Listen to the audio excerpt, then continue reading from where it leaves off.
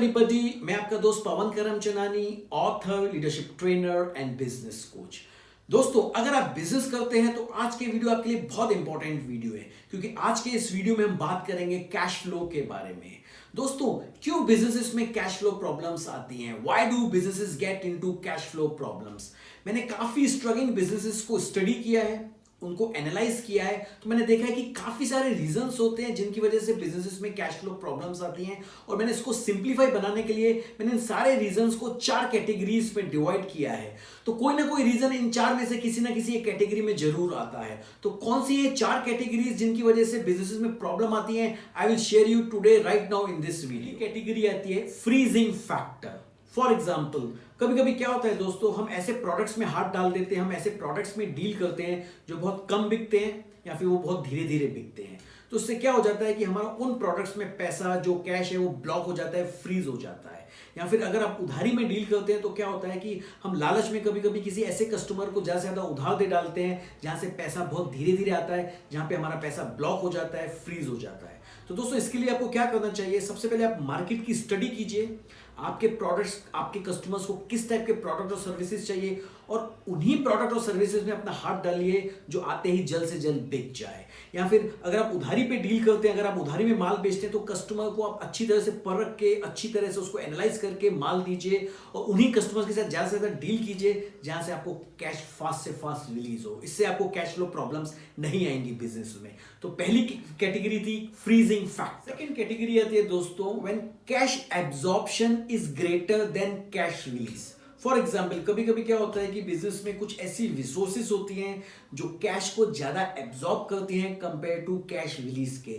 यानी कि उनकी जो कॉस्ट ऑफ हायरिंग होती है वो बहुत ज्यादा होती है कंपेयर टू जो उनसे बेनिफिट हमें मिलता है। तो इसके लिए दोस्तों, हमें हमारे बिजनेस में बहुत इंटेलिजेंटली रिसोर्सेस को सेलेक्ट करना है, रिसोर्सेस को चूज करना है जिनसे हमें फायदा ज्यादा मिले कंपेयर टू उनकी कॉस्ट के। और दूसरा रीजन ये भी होता है इस कैटेगरी में कि when cost of running business is greater than the income. तो दोस्तों, इसके लिए हमेशा आपके जो बिजनेस के जो खर्चे हैं 2 पार्ट में डिवाइड कीजिए। हर एक खर्चे को एनालाइज कीजिए, नेसेसरी एंड अननेसेसरी। तो नेसेसरी खर्चे हैं वो तो आपको करने ही पड़ेंगे, जो अननेसेसरी है उनको अवॉइड कीजिए। यानी कि आप पैसा वहीं पे खर्च कीजिए जिसका वर्थ है, जिसका सच्ची में यूटिलाइजेशन है। सही जगह पे आप हमेशा अपने कैश को आप खर्च कीजिए। तो इससे क्या होगा कि आपकी कैश फ्लो प्रॉब्लम्स भी सॉल्व हो जाएंगी। तीसरी कैटेगरी आती है कैश इवेपोरेट, यानी कि बिजनेस से अचानक कैश का निकल जाना।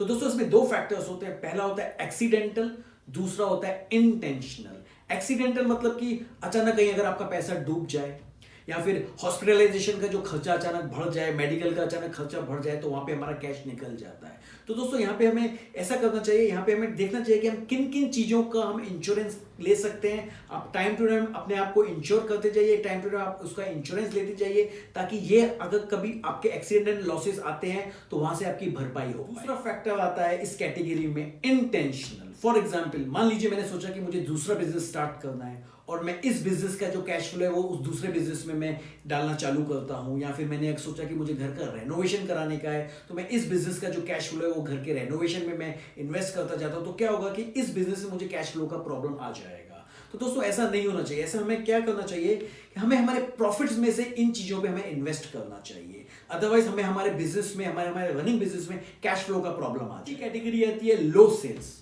अगर आपके बिजनेस में सेल्स ही कम है तो आपको कैश फ्लो का प्रॉब्लम तो आएगा ही।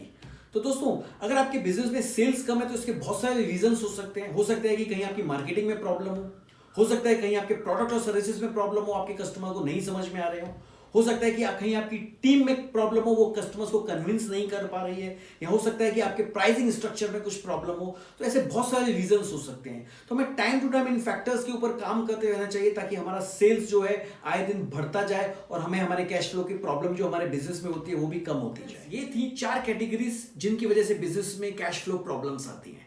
So thank you my friends for watching my this video. अगर आपको पसंद आया तो लाइक कीजिए और ज्यादा से ज्यादा अपने दोस्तों में शेयर कीजिए। और अगर आपने इस मेरे YouTube चैनल को सब्सक्राइब नहीं किया तो तुरंत कीजिए, ताकि आने वाले टाइम में मैं जो भी नए नए वीडियो अपलोड करूंगा आपको टाइम टू टाइम नोटिफिकेशन आता जाए। So thank you my friends.